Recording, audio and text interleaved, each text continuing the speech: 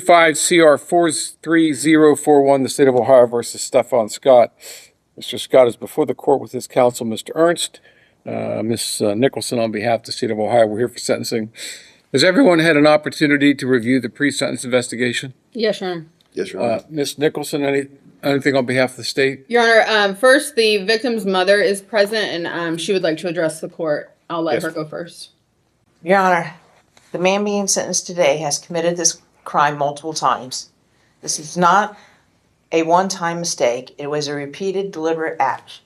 Even while facing charges in this case, he committed the same type of offense again. That shows a clear pattern and a refusal to change his behavior. What he did to my daughter has had lasting effects. She was simply doing her job when she was sexually violated. Since that day, she has experienced anxiety about going to work. She has had nightmares. Her sense of safety was taken from her in a place where she should have felt secure, especially as a teenager. No one should have to fear being sexually exposed to while working. No family should have to watch their child struggle with anxiety because someone chose to repeatedly act in a sexually aggressive and unlawful way. We are deeply concerned that without serious consequences, this behavior will continue and may escalate. His history shows that lighter consequences have not stopped him. We respectfully ask the court to sentence him to the fullest extent allowed by the law. Accountability is necessary not only for my daughter, but to protect other women in this community. Thank you. Thank you.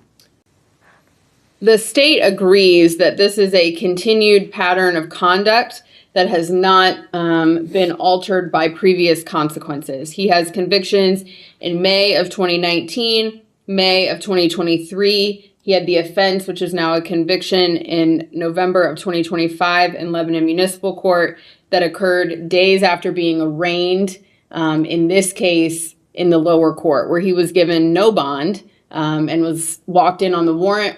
A bond was not set, and days later he committed the offense that was charged out of Lebanon Municipal Court. His record shows that he had been off probation just over 2 weeks out of the Brown County case when he committed this offense. I think the statements made in the pre-sentence investigation show a complete lack of accountability on his part, taking responsibility for his conduct. And based on all of that, the state would be asking for the maximum period of incarceration. The court is not required to impose community control in this case, and I believe the defendant's history shows that he is not amenable or appropriate for community control. Additionally, if the court were to find that community control is appropriate, we would ask that he have a no contact so that the victim can go to work and have some peace of mind. Additionally, in further looking at the jail time credit, I believe he is entitled to 4 days of jail time credit in this case. He walked in on the warrant and was given no bond. No bond was set in the Warren County Court, and he was never taken into custody. He was arrested on November 2nd for the Lebanon Municipal Court case. At his arraignment on November 21st, in the Common Pleas Court after indictment, he was issued a cash bond out of this case, which he then posted and was released on monitor on November 25th. And so he was not held on any bond related to this incident until November 21st of 2025. Thank you. Anything from probation? Nothing further, Your Honor. Mr. Ernst? So I've been in pretty constant contact with Stefan since this happened. He did do jail time, whether there's credit or wherever it happened. It did create within him a change, Your Honor, and it's kind of as follows. If you recall, in this case, we did ask to modify his release to allow him to go to work. He is employed at PAX here in town, and he got with child support. He has a 7-year-old son that he's current on child support. They have worked with him to allow him to become employed, and he's current there. Some things that adversely affected him during this time, and particularly during the time he was incarcerated.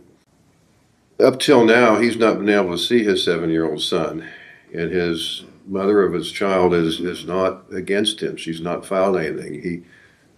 He has been without now for 4 months. The ability to participate in the sports that he was doing before this happened, as he's able to with Faith Building Church here up by the Y. He's really stressed to me a need to further that with being able to go to church to develop the community. He's researched these things.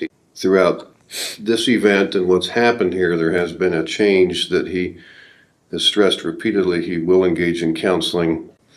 Those four things, I think, are something that's different than what's happened to him before, where he has made a decision in his mind that he needs to address this and will follow any recommendations you make.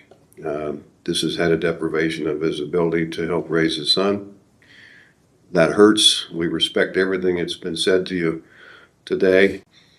I believe he supports me in what I just told you. Is that right, Stefan? Mr. Scott, is there anything you'd like to say before I pronounce sentence? I just would like to say I'm sorry. I've been trying to change. I haven't been able to go back to church, and I think that I just been every night I think about this. It's always on my mind. I know the pain that I caused. I just want to make it right, and I'm so sorry.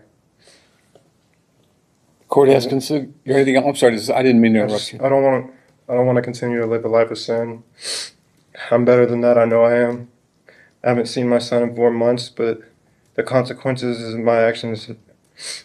I just want to make things right and be there for my son. And I just don't want to let any more people down. Court has considered the statements made here today, the pre-sentence investigation, the purposes and the principles of sentencing, the relevant seriousness and recidivism factors.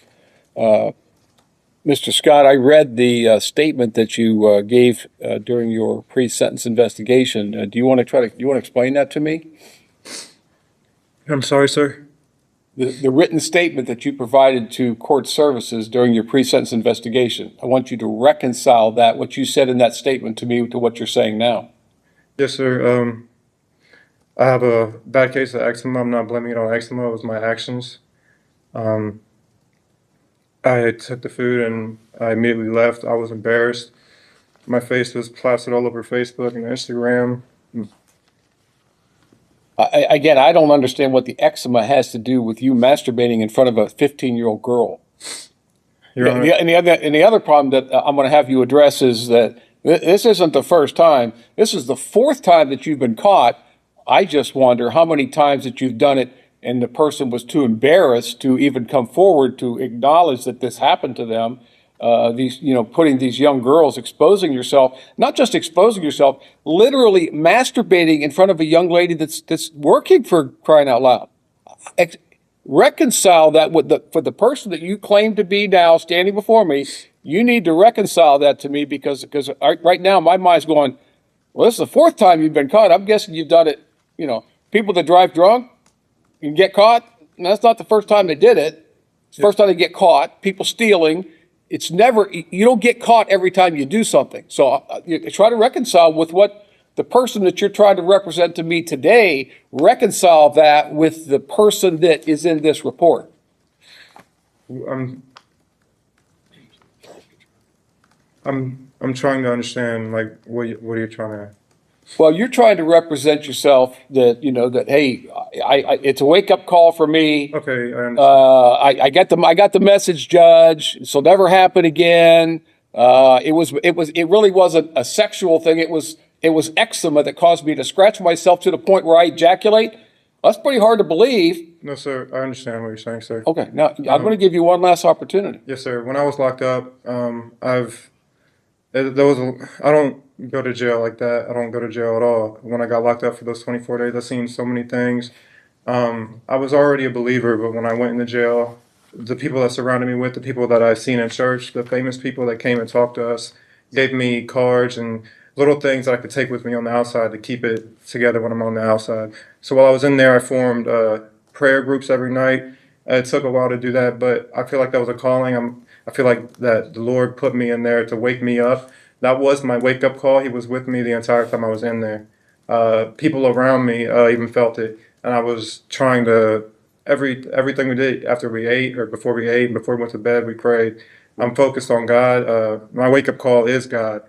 Lord, I don't want to live a life of sin anymore, going down a path of nowhere. I know I'm better than that. I know what my calling is. I feel his presence, and this isn't, I've always been a believer, but I feel like he's put me in that position to where I could only turn to him. Have you ever undergone any type of counseling? When I was in school as a kid with ADHD, but that's about it. I was talking to a therapist in probation, not a therapist, but the woman who does the packet with me. She's told me about people and solutions that I said I was interested in, because she recommended me to do counseling, and I thought that was a good idea. And you've engaged in that counseling? I'm sorry. Yes, online, yes, but I didn't have a job because I didn't have work release, so I'd have to pay for it. But I did do 4 classes online. I talked to people at Talbot House. They said they're willing to take me after my situation. This has been now almost 6 years since your first conviction. You had one in 2019, one in 2023, and then one since this case started. You got another conviction for the same type of behavior. Why wasn't counseling something that you sought? If you know you have a mental health problem, again, whether that's it is a recognized under the DSM-5 mental health disorder, but why wasn't counseling sought earlier? I've never had anybody to talk to. When I talked to probation, the woman who talked to me put me in the right direction. I never thought it was something that I needed till I heard it from her, and the things that we talked about the police and how, things in my past. She said, I think you need counseling because this is a recurring thing. And I realize now that I'm at home, I can't walk around without looking out the window. She explained to me these things are not normal. Me, growing up, I always thought it was normal in the environment that I grew up in. Realizing what she has told me, I feel like you thought this was normal behavior? No, when I like the things that we talked about, like when I walk around in my house, I have to peek out the window or just do things that normal people don't do. And she said that is a cause from certain past trauma. And when she started explaining that to me, I agreed that I do need therapy. I never considered it until we went and dug in my past, is what I was trying to say. You get health insurance now?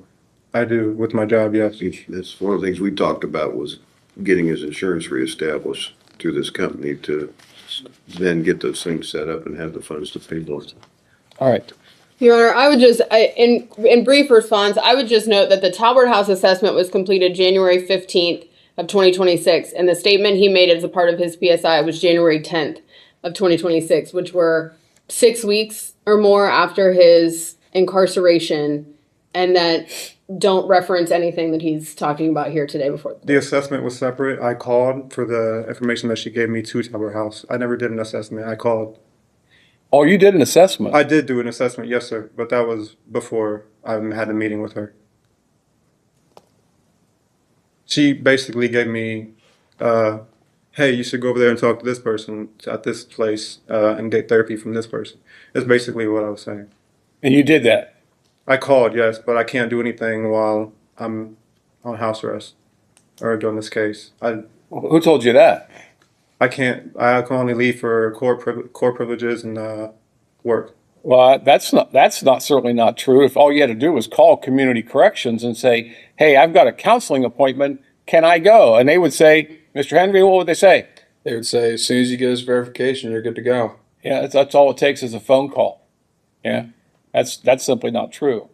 Yeah, Mr. Scott, there's nothing that you have said today that convinces me, and again, whether this, I'm not going to get into a discussion as to whether this is a mental health disorder or not. The DSM certainly recognizes it as such, but I don't think you've gotten the message. I mean, you, and again, my mind keeps going back to, and again, the 2 prior convictions and then getting a conviction while this case was pending. I cannot imagine for the life of me, knowing that you're under indictment on a felony charge for this offense, going out and doing the same thing. I mean, that just completely blows my mind. I'm going to make a finding today, sir, based upon the information I have, that you are not amenable to community control and that prison is now necessary to fulfill the purposes and principles of sentencing, primarily punishment and deterrence. So if you think the 24 days in jail for the Lebanon Municipal Court case got your attention, I think I'm going to get it now. So that's what I'm going to do. I'm going to order you to serve 10 months in prison. The reason I'm not ordering you to serve 12 months, the maximum, is because you did enter a plea and did not make this young lady go through the trauma of having to relive that whole thing in front of 12 strangers. So you're going to serve 10 months in prison. You get credit for the 4 days you served on this case. Even though you served 24 days in jail, the 20 of those days are going to be credited to your Lebanon Municipal Court case. Now, the court does make a finding that the prison is necessary based upon the extensive prior history of this particular offense.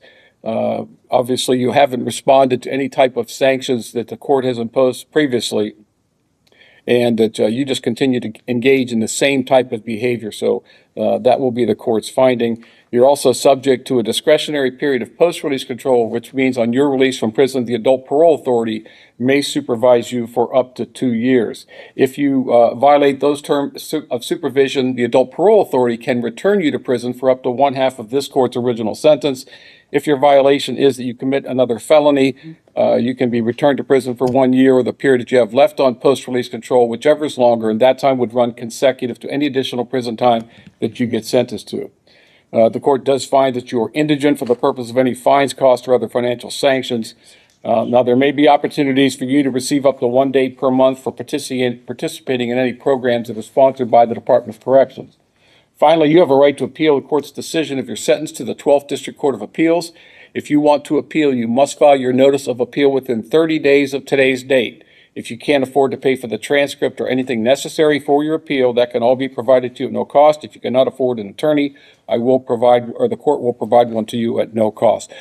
Ms. Nicholson, is there anything else? You waived the fines and costs? Yes. Nothing further. Mr. Ernst? No, Your Honor. All right, this time, Mr. Scott, your bond is revoked. You are now remanded into the custody of the Warren County Sheriff's Office for transport to the Department of Corrections.